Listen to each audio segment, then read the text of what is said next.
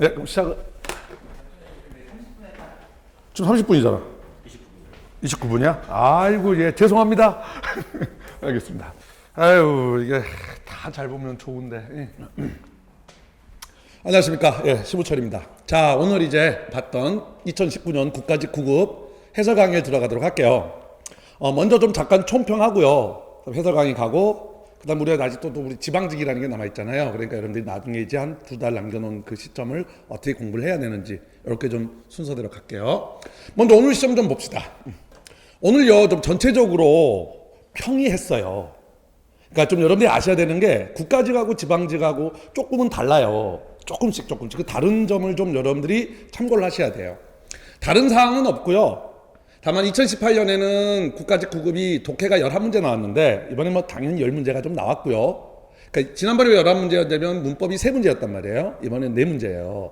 이제 여기서 이제 좀 여러분들이 봐야 될 것 중에 하나가 뭐냐면 자꾸 여러분들이 착각을 하는데 지금 국가직 문법은 단락형이 지금 나오고 있다고요. 문장형이 아니라 지금 단락형이 요때도 단락형 2문제가 나왔고요. 문법은 대신 영작이 1문제 나왔고 2018년. 자, 이번에는 영작 2문제, 그 다음에 단락형 2문제예요. 그럼 여러분들이 아셔야 될 게 단락형하고 여러분들이 익숙한 문장형은 조금 포인트가 다르다고요.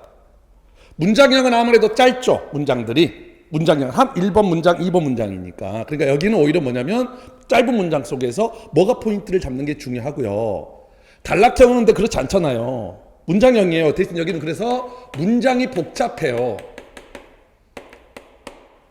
그래서 오히려 여기는 문법적인 것도 중요하지만 뭐가 중요하냐면 구문 능력이 굉장히 중요하다는 거죠. 여기보다는 훨씬 더.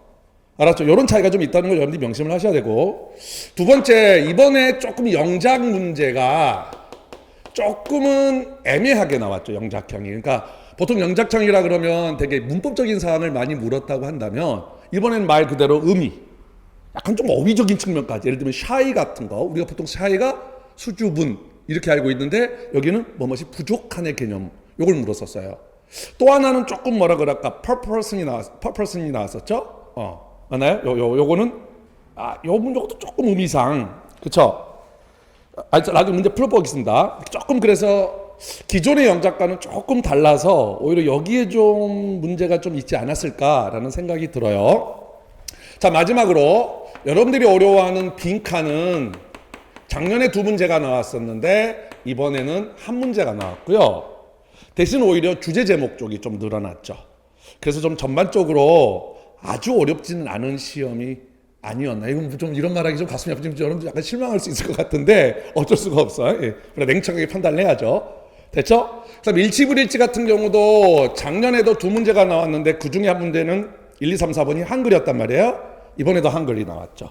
그래서 조금은 상대적으로 그런 것들이 좀 쉽지 않았나라는 생각이 들어요. 그 다음에 생활영어 같은 거 여기 좀 적어져 있습니다만은, 그 다음 어휘 같은 경우는 사실 정말 쉬웠다고 봐야 돼요. 정말 기본적인 어휘들 나왔고요. 그렇죠? 이디엄 같은 경우도 아주 기본적인 거 나왔죠.